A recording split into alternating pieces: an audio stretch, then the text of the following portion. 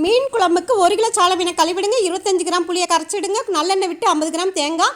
இந்த அளவுக்கு நல்லா வறுபட்டு மணம் வந்த பிறகு 20 கிராம் மல்லி, 1 ஸ்பூன் மிளகு, 12 வத்தல். அதுவும் வறுபட்டு மணம் வந்த பிறகு 1 ஸ்பூன் சீரகம். 2 நிமிடங்கள் வறுத்து ஆற வச்சுக்கோங்க.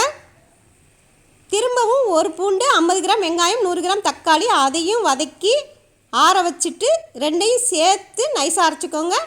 கடாயில் 3 ஸ்பூன் நல்லெண்ணெய் விட்டு கடுகு, வெந்தயம் பொரிஞ்ச பிறகு அரைச்ச மசாலா, புளி தண்ணி ஊற்றிக்கோங்க. ஜாரை கழுவி தண்ணி ஊற்றிட்டு மஞ்சத்தூள் உப்பு போட்டு கலந்து விட்டுக்கோங்க. கெட்டியாக இருக்குது, இன்னும் கூட கொஞ்சம் தண்ணி ஊற்றி கலந்து விட்டுட்டு ஹை ஃப்ளேமில் 7 நிமிடங்களும், மூடி போட்டு லோ ஃப்ளேமில் 7 நிமிடங்களும் கொதித்த பிறகு கலந்து விட்டுட்டு மீனை போட்டுக்கோங்க. 2 நிமிடங்கள் கழிச்சிட்டு மாங்காவை போட்டுக்கோங்க. லோ ஃப்ளேம்லேயே திரும்பவும் 5 நிமிடங்கள் கொதித்த பிறகு இறக்கிக்கோங்க. கருவேப்பிலை போட்டு இறக்கிடுங்க, கூடுதல் மனம் தரும். தேங்க்யூ.